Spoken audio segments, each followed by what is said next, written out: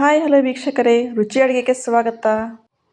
ಏನಿವತ್ತು ಸೊಪ್ಪು ಹಿಟ್ಟು ಎಲ್ಲ ಇದೆ ಅಂತ ನೋಡ್ತಾ ಇದ್ದೀರಾ.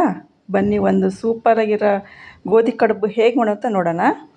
ಅದಕ್ಕೆ ಒಂದು ಬಟ್ಲು ಗೋಧಿ ಹಿಟ್ಟು ತೊಗೊಂಡಿದ್ದೀನಿ, ಒಂದು ಬಟ್ಲು ಮೆಂತ್ಯ ಸೊಪ್ಪು, ಈರುಳ್ಳಿ, ಅಚ್ಕಾರದ ಪುಡಿ ಒಂದು ಚಮಚ ಸಾಂಬಾರು ಪುಡಿ, 1/4 ಚಮಚ ಅರಿಶಿನ ಪುಡಿ, 1 ಚಮಚ ಉಪ್ಪು, ಜೀರಿಗೆ, ಸಾಸಿವೆ.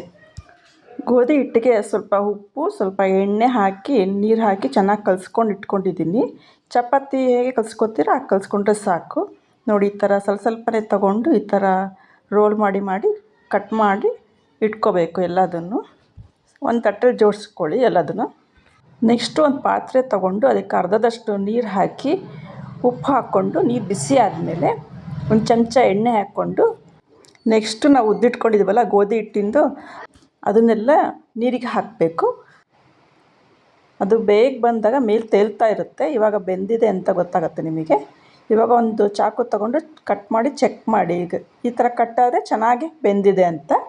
ಬೆಂದಿರೋ ಕಡುಬನ್ನ ಒಂದು ತಟ್ಟೆಗೆ ಶಿಫ್ಟ್ ಮಾಡ್ಕೊಳ್ಳೋಣ ಅಂತೆ. ಇದನ್ನು ತಣ್ಣಗಾಗೋಕ್ಕೆ ಬಿಡೋಣ. ನೆಕ್ಸ್ಟ್ ಒಂದು ಪ್ಯಾನ್ ಇಟ್ಕೊಂಡು ಎಣ್ಣೆ ಬಿಸಿ ಆದಮೇಲೆ ಜೀರಿಗೆ, ಸಾಸಿವೆ ಹಾಕಿ ಈರುಳ್ಳಿ ಹಾಕಿ ಬಾಡಿಸ್ಕೊಳ್ಳೋಣ.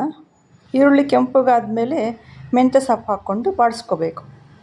ಚೆನ್ನಾಗಿ ಬಾಡಿಸ್ಕೋಬೇಕು ಕೆಂಪಗಾಗೋವರೆಗೆ.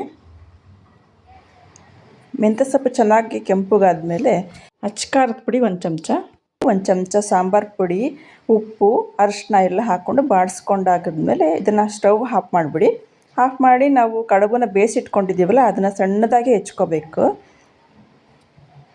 ಸಣ್ಣದಾಗಿ ಹೆಚ್ಕೊಂಡಾದ್ಮೇಲೆ ಇದನ್ನು ಒಗ್ಗರಣೆ ಮಾಡಿಟ್ಕೊಂಡಿದ್ದೀವಲ್ಲ ಅದಕ್ಕೆ ಹಾಕ್ಕೊಳ್ಳಿ. ಹಾಕ್ಕೊಂಡು ಬಾಡಿಸ್ಕೊಳ್ಬೇಕು. ಇದಕ್ಕೆ ಬೇರೆ ಮಸಾಲ ಪೌಡ್ರ್ ಯಾವುದೂ ಆ್ಯಡ್ ಮಾಡಿಬಿಡಿ, ಚೆನ್ನಾಗಿರೋದಿಲ್ಲ. ಈ ಥರ ಚೆನ್ನಾಗಿ ಬಾಡಿಸ್ಕೊಂಡಾದ್ಮೇಲೆ ಇದಕ್ಕೆ ಸ್ವಲ್ಪ ನಿಂಬೆಹಣ್ಣು ಹಾಕ್ಕೊಳ್ಳಿ. ನಿಂಬೆಹಣ್ಣು ಹಾಕಿದ್ರೆ ಒಳ್ಳೆ ಟೇಸ್ಟ್ ಬರುತ್ತೆ. ಈ ರೆಸಿಪಿ ನೋಡಿದ್ರಲ್ಲ, ನೀವು ಮನೇಲಿ ಟ್ರೈ ಮಾಡಿ ಹೇಗಿದೆ ಅಂತ ಕಮೆಂಟ್ ಮಾಡಿ.